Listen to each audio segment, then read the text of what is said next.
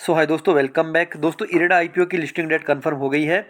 Listing होने वाली है 29 नवंबर वेनेसडे के दिन सुबह 9 बजे। 9 बजे इसकी लिस्टिंग हो जाएगी स्टॉक एक्सचेंज के ऊपर।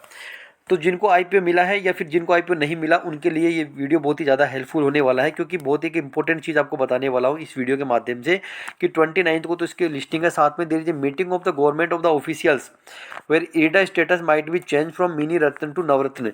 तो इरेडा का जो स्टेटस है ना, वो चेंज हो सकता है मिनी रत्न टू नवरत्न। अभी मिनी रत्न क्या है, नवरत्न क्या है, उसका कंसेप्ट मैं आपको क्लियर कर देने वाला हूं, तब आपके समझ में आ जाएगा कि आपको कौन सा आईपीओ अलॉट हुआ है।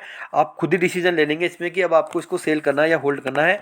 और जिनको अलॉटमेंट नहीं मिला है, क्या उनको इसके अंदर एंट्री मिलने वाली है नहीं मिलने वाली, मैं अब आपको मिनी रत्न नवरत्न का कंसेप्ट क्लियर करूंगा, तो अपने आप समझ में आ जाएगा।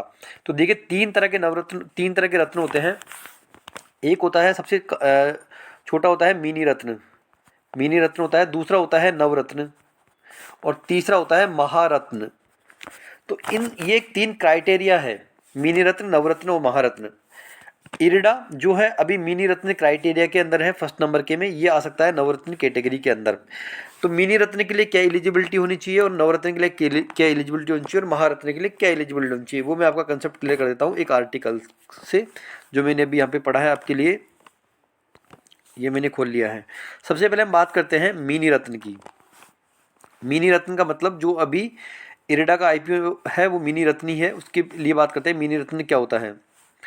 तो मिनी रत्न कैटेगरी के अंदर आने के लिए, इरेडा ऑलरेडी मिनी रत्न के अंदर है, तो उस कैटेगरी के अंदर आने के लिए कुछ क्राइटेरिया होता है। वो क्राइटेरिया आपको बता देता हूँ। तो दो कैटेगरी होती है इसके अंदर। सबसे पहले कि profit made profit in the last 3 years continuously. Company ने लास्ट के 3 ईयर्स के अंदर कंटिन्यूसली प्रॉफिट बनाया होना चाहिए। और pre tax profit should have been ₹30 crore और more in at least one of 3 years.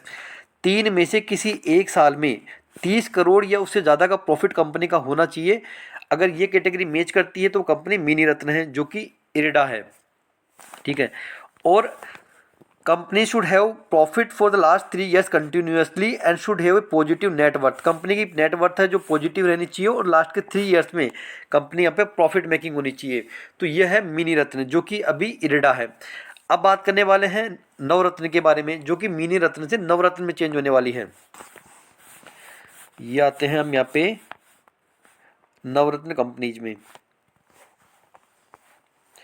नवरत्न का क्या क्राइटेरिया है नवरत्न में आने के लिए, यानी कि इरेडा नवरत्न के अंदर आएगा तो क्या क्या क्या प्रॉफिट क्राइटेरिया मैं आपको बता देता हूँ। Companies A and obtain excellent and very good MOU rating. Company की लास्ट के 5 में से 3 ईयर्स के अंदर एक्सीलेंट और वेरी गुड एमओयू रेटिंग होनी चाहिए, यानी कि उस कंपनी की रेटिंग बहुत अच्छी होनी चाहिए।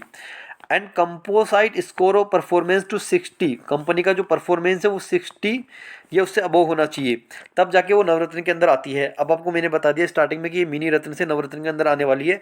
इसका मतलब है कि ये सारे क्राइटेरिया जो है इरेडा कंपनी के अंदर भी मीट कर रहे हैं, इसलिए वो नवरत्न कंपनी के अंदर आने वाली है। और आपको बता देता हूँ इसमें the parameters are net profit to net worth, main power, पीबीडीआईटी to turnover, earning per share, इंटरसेक्टर performance. ये सारे क्राइटेरिया अगर मैच करते हैं ना, तो कंपनी मिनी रत्न से नवरत्न के अंदर आ जाती है। तो जो इरेडा कंपनी है वो ऑलरेडी मिनी रत्न है, उसका सारा क्राइटेरिया मैंने आपको बता दिया, उससे इस क्राइटेरिया भी इसका मैच कर रहा है, इसलिए कंपनी नवरत्न के अंदर आ सकती है। इसके बाद में नवरत्न से एक और आता है महारत्न। महारत्न की क्या कैटेगरी है वो मैं आपको बता देता हूँ। देखिए, महारत्न कंपनी में आने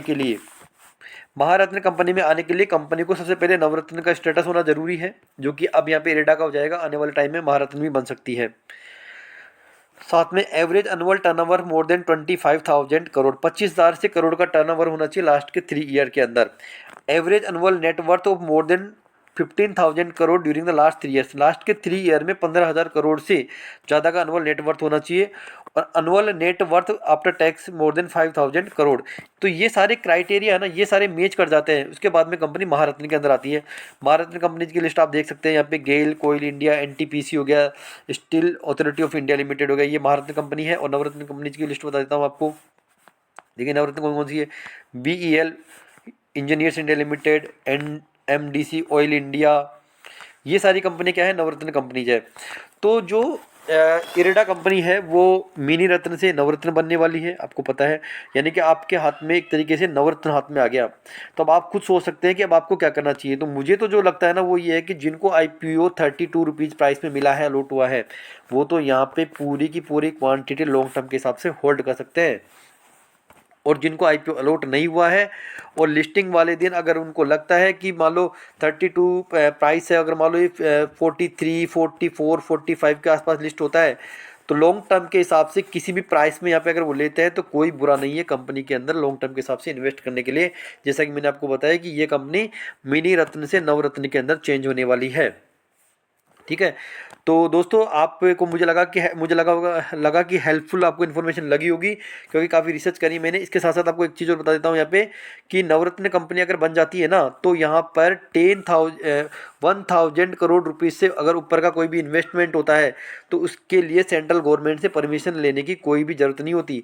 यानी कि अगर मान लो कंपनी मिनी रत्न है और 1,000 करोड़ का उसको इन्वेस्टमेंट करना है तो कंपनी परमिशन लेती है सेंट्रल गवर्नमेंट से। लेकिन यहाँ पर अगर कंपनी नवरत्न बन जाती है तो 1,000 रुपये से करोड़ का अगर इन्वेस्टमेंट करती है, उससे ऊपर का 1,000 करोड़ तक का, तो कंपनी सेंट्रल गवर्नमेंट से उसकी परमिशन नहीं लेती, ऑटोमेटिकली वो इन्वेस्टमेंट कर देती है, क्योंकि PSU सेक्टर की कंपनी है।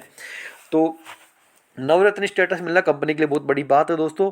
आप इसके बारे में और रिसर्च कर सकते हैं। इनके लिंक आपको, जो ब्लॉग है इसके लिंक आपको डिस्क्रिप्शन बॉक्स में प्रोवाइड कर दूंगा।